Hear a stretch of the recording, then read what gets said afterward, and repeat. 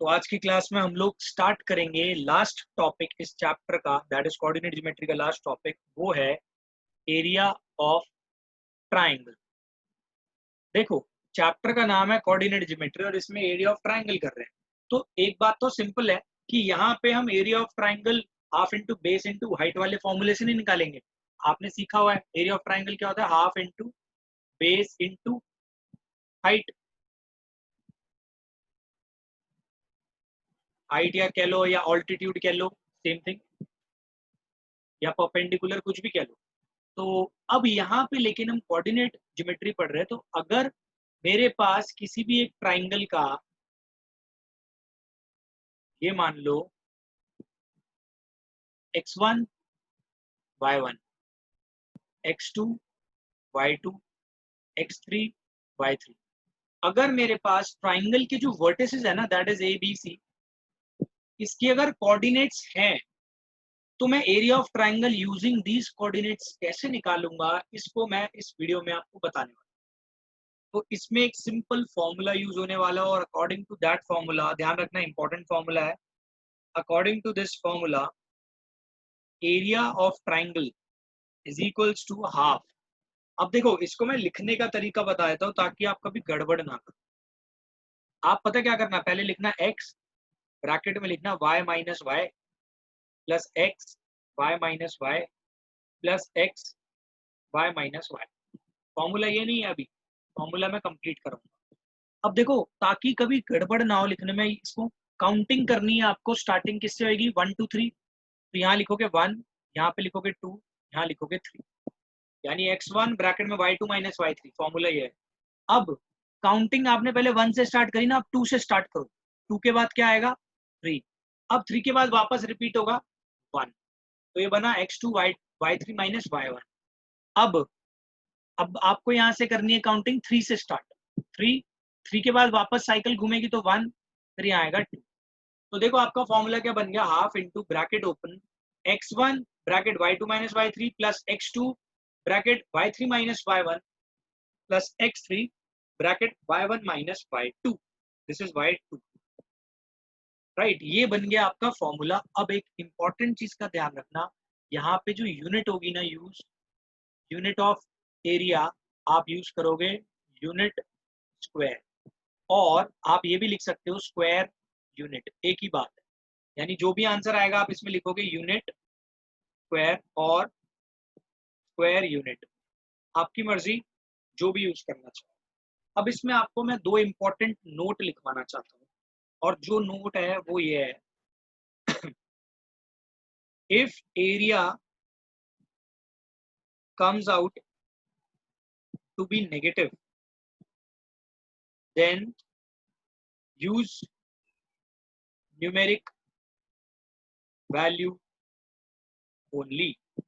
अगर मान लो आपका एरिया आता है -2, ये सॉल्व करने के बाद, तो आप एरिया को एक्चुअली फाइनली यहाँ पे लिखोगे क्या, area is equals to 2 unit square. Negative sign को आप नेग्लेक्ट कर दो, तो आप 2 यूनिट स्क्वायर लिख दोगे। अगर एरिया आ रहा है -2 यूनिट स्क्वायर जो भी है, तो आप नेगेटिव साइन को हमेशा हटा दोगे, क्योंकि area can not be negative, तो आप नेगेटिव साइन को नेग्लेक्ट कर दोगे। दूसरी बात आती है, जो दूसरा इंपॉर्टेंट नोट है वो ये है, अब जस्ट इमेजिन कि ये A B C collinear points होते। कोलिनियर का मतलब if they lie in a same line, A B C अगर एक ही लाइन में लाई कर रहे होते, तो इसका एरिया कितना होगा, इसका एरिया आप देखो कितना होगा,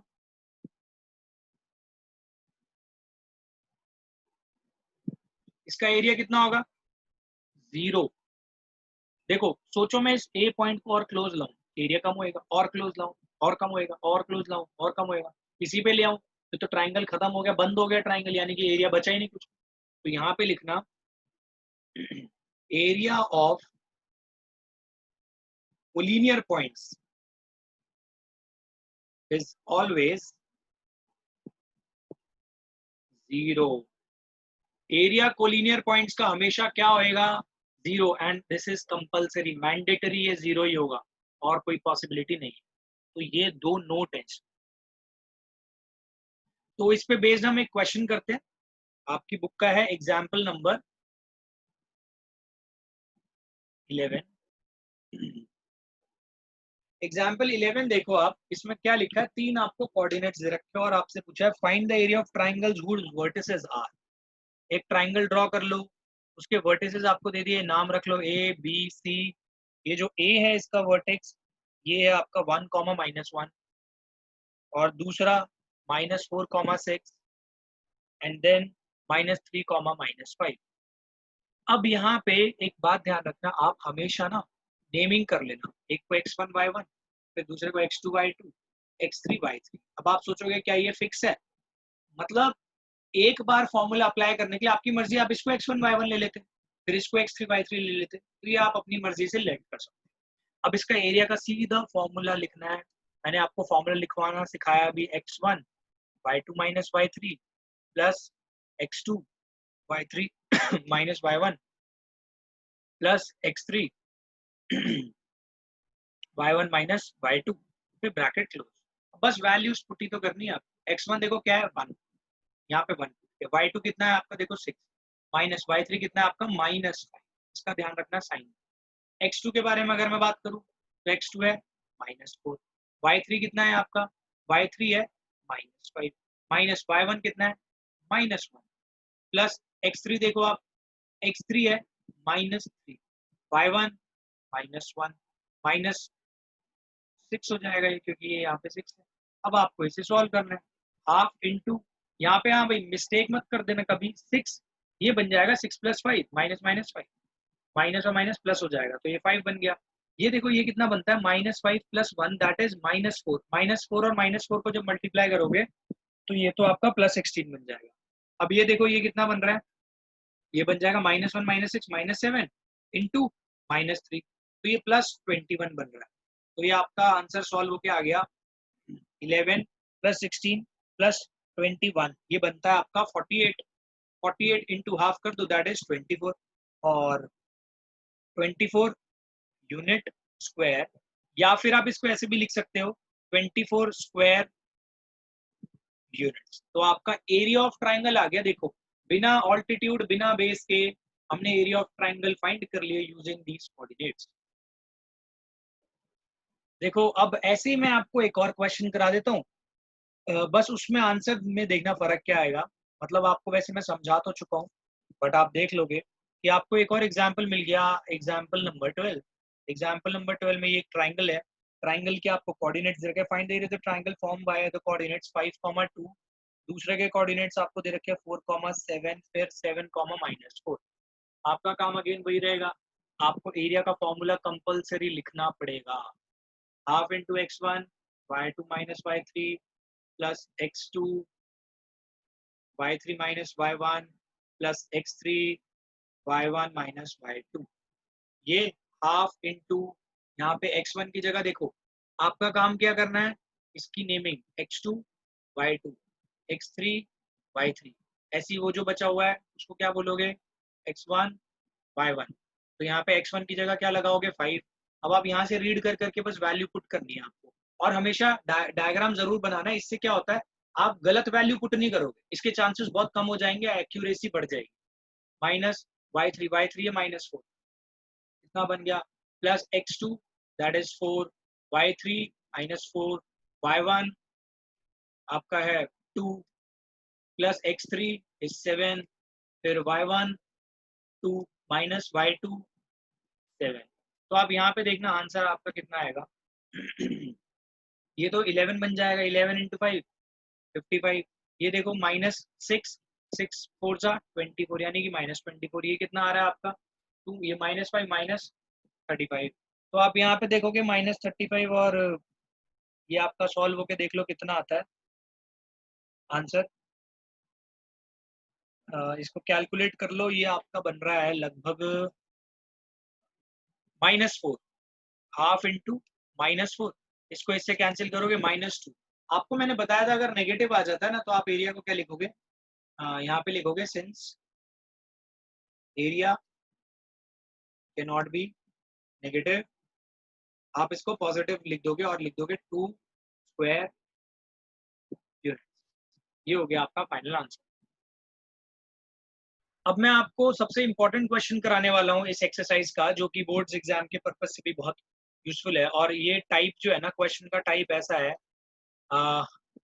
finding the value of K if points given are collinear. अगर कोलिनियर पॉइंट्स आपको दे रखे तो आपसे वैल्यू ऑफ के फाइंड करने का बोलेगा। इसका एग्जाम्पल मैं आपको बताता हूँ, एग्जाम्पल नंबर 14 है। सबके सब एनसीईआरटी का एग्जाम्पल नंबर 14 रीड करो। इसमें क्या लिखा है, find the value of K if the points are collinear. आपको 3 पॉइंट्स दे रखे, यानी कि कोलिनियर बोले हुए हैं तीनों पॉइंट्स, यानी कि उसको सीधी लाइन में बना लो। और ये पॉइंट्स के कोऑर्डिनेट्स देख लो, आपको कितने कितने दे रखे हैं, 2,3, फिर इसके बाद दे रखा है 4, के, फिर इसके बाद आपको दे रखा है 6, -3। तो 4, के, 6, -3, 2, 3। ये ए बी सी नेमिंग दे दो। आपको क्या बोला हुआ है, पॉइंट्स आर कोलिनियर। आपको मैंने बताया था अगर पॉइंट्स कोलिनियर होते हैं तो इनका एरिया क्या आता है, 0। दूसरी चीज, एरिया का आपने फॉर्मूला भी पढ़ा हुआ है। एरिया का फॉर्मूला अगेन यहाँ पे अप्लाई करोगे आप, x1 y2 - y3 plus x2 y3 - y1 plus x3 y1 - y2। अब यहाँ पे आप बस वैल्यूज पुट करो, और ये जो है ना एरिया, एरिया आपका 0 है तो यहाँ पे 0 पुट करो।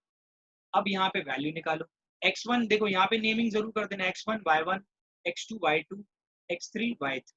x1 की जगह आप लिखोगे 2, y2 की जगह आपको नजर आ रहा है k है, माइनस y3 की जगह -3 है, प्लस x2 आप देखोगे this is 4, y3 is -3, y1 is -3, sorry ये तो 3 है बट माइनस और यहाँ पे 3 लिखना पड़ेगा। फिर x3 देख लो आप, x3 आपका कितना दे रखा है इसी क्वेश्चन में, x3 6, y1 आपका 3 है, माइनस y2 आपका k है। आपका काम है इस 2 को उधर भेज दो, कैंसिल हो गया, 0 हो गया। और यहाँ पे ब्रैकेट्स ओपन करने हैं।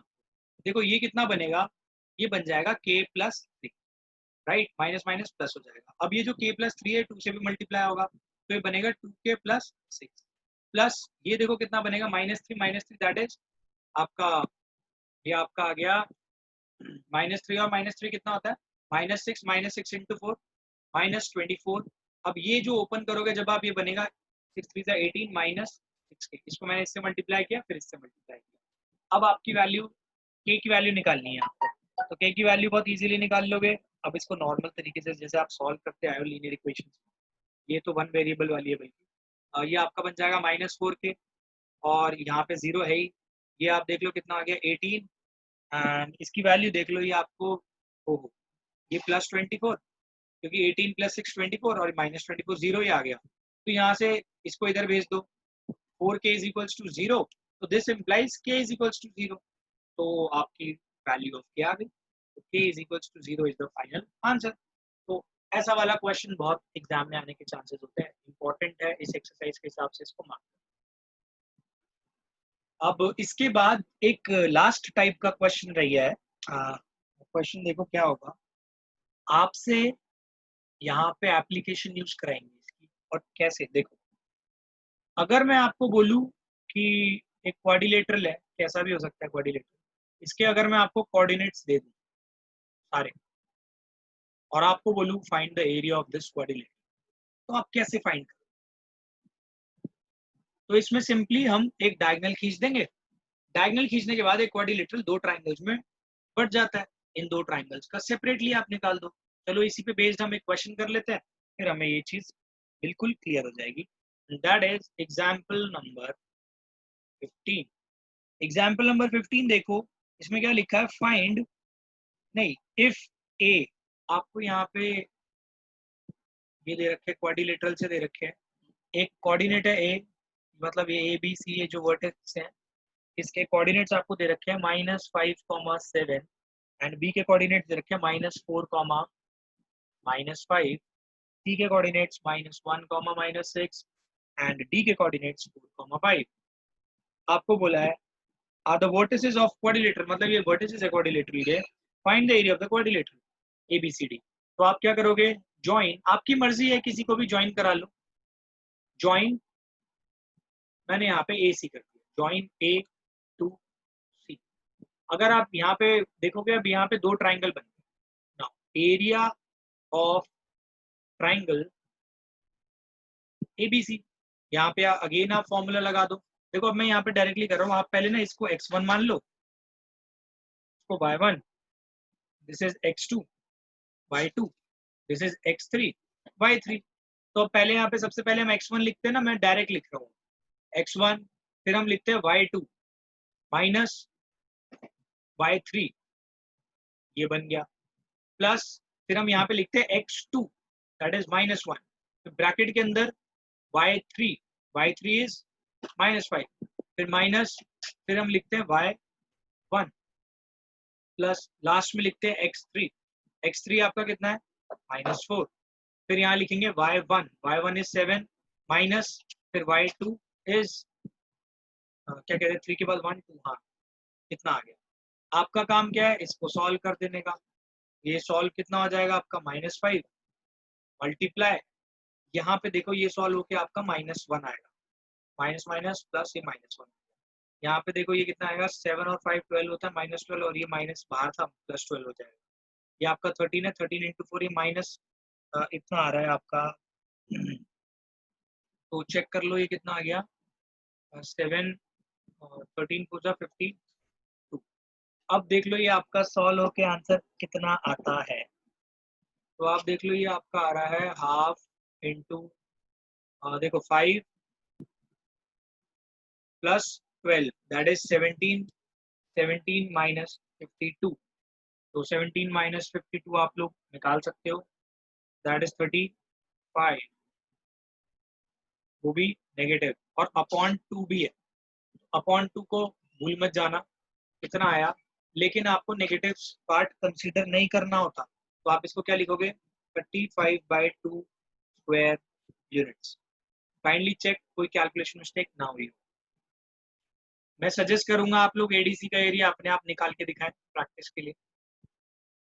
तो जैसे हमने एरिया ऑफ एबीसी निकाला था ना 35/2 स्क्वायर यूनिट्स, मैंने ऐसे ही एडीसी का एरिया भी निकाल लिया, इस वाले पार्ट का है वो मैंने यहाँ पे लिख दिया है, आप इसको पॉज करके बेशक जैसे भी है इसको नोट कर लो, इसका एरिया आ गया इतना। लेकिन फाइनल क्वेश्चन में देखो आपको करना क्या है, एरिया ऑफ एबीसीडी निकालना है। एरिया ऑफ एबीसीडी क्वाड्रिलेटरल क्या होगा, area of triangle ABC plus area of ADC. तो आप यहाँ पे देखो एरिया ऑफ एबीसी आपका कितना निकला था 35/2, और एरिया ऑफ एडीसी आपने निकाला 109/2, तो ये आपका बनता है 144/2, और इसको कैंसिल करोगे तो बन जाएगा 72 स्क्वायर यूनिट्स, और यही आपका फाइनल आंसर आएगा एरिया ऑफ दिस क्वाड्रिलेटरल।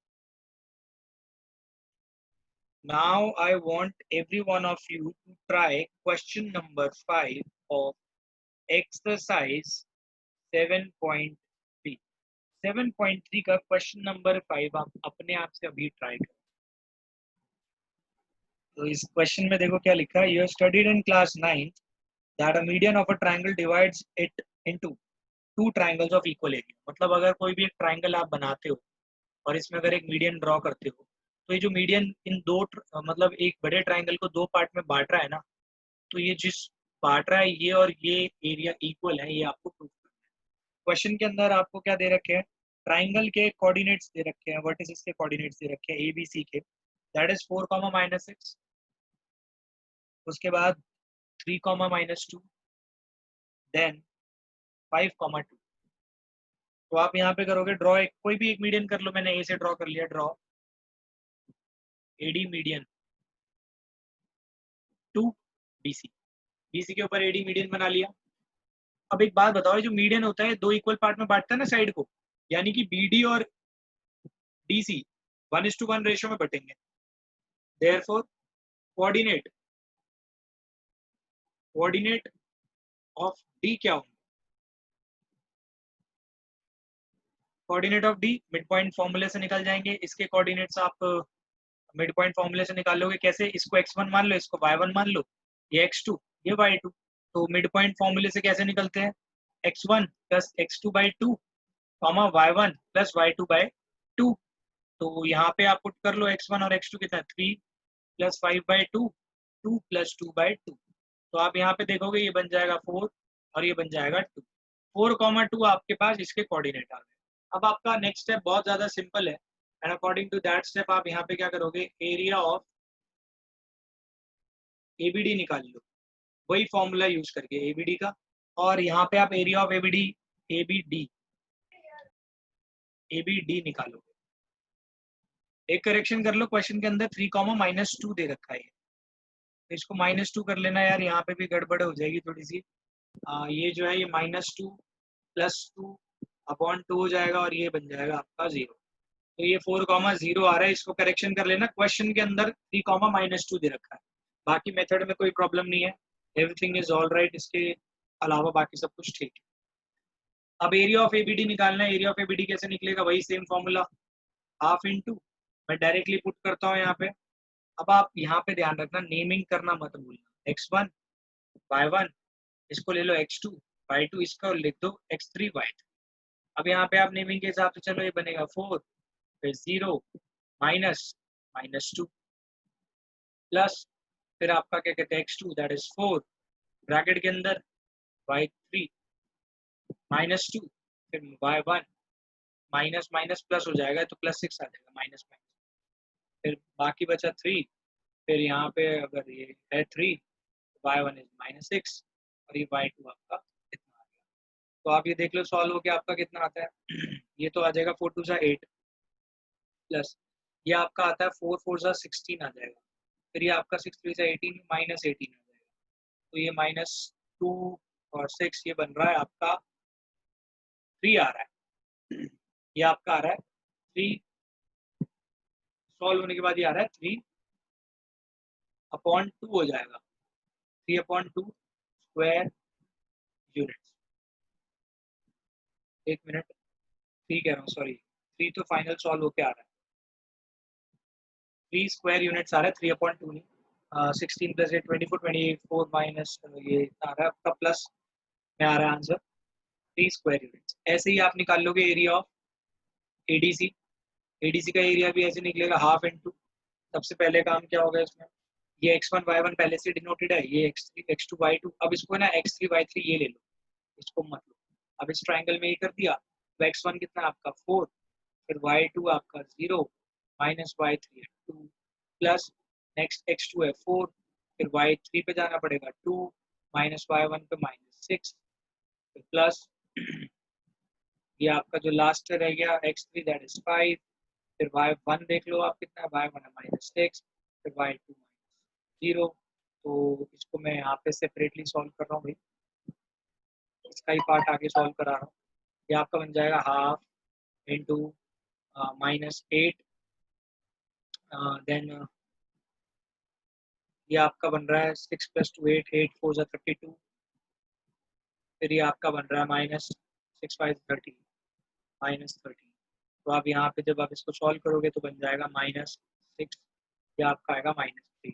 अभी -3 तो लिख नहीं सकते, तो +3 आ जाएगा area automatically. Area of ADC आपका आ जाएगा 3 स्क्वायर यूनिट। लास्ट में आप लिख दोगे therefore area of ABD is equals to area of ADC, और लास्ट में लिख देना hence median of a triangle divides a triangle into two triangles of equal area। ये लाइन लास्ट में लिख के छोड़ देना। और आपको मैंने जितनी भी सारी चीजें बता दी, नाउ आप होमवर्क में पूरी एक्सरसाइज 7.3 कर सकते हो। ये नाम की पूरी एक्सरसाइज बोल रहा हूँ क्योंकि इसमें सिर्फ 5 ही क्वेश्चन है, 5 में से एक क्वेश्चन लास्ट वाला तो मैंने ही करा दिया है, सिर्फ 4 क्वेश्चन रह गए। आपको मैंने सिमिलर टाइप के सारे क्वेश्चन करा दिए, आप इजीली नेक्स्ट क्लास तक 7.3 होमवर्क में पूरी कर सकते हो। तो आज की क्लास में सिर्फ इतना ही, और यहाँ पे हमारा चैप्टर होता है खत्म, that is coordinate geometry, chapter number 7 of 10th NCERT book यहाँ पे खत्म होता है इस टॉपिक के साथ। मिलते हैं अब नए चैप्टर के साथ, तब तक के लिए थैंक्स फॉर वॉचिंग क्लासेस।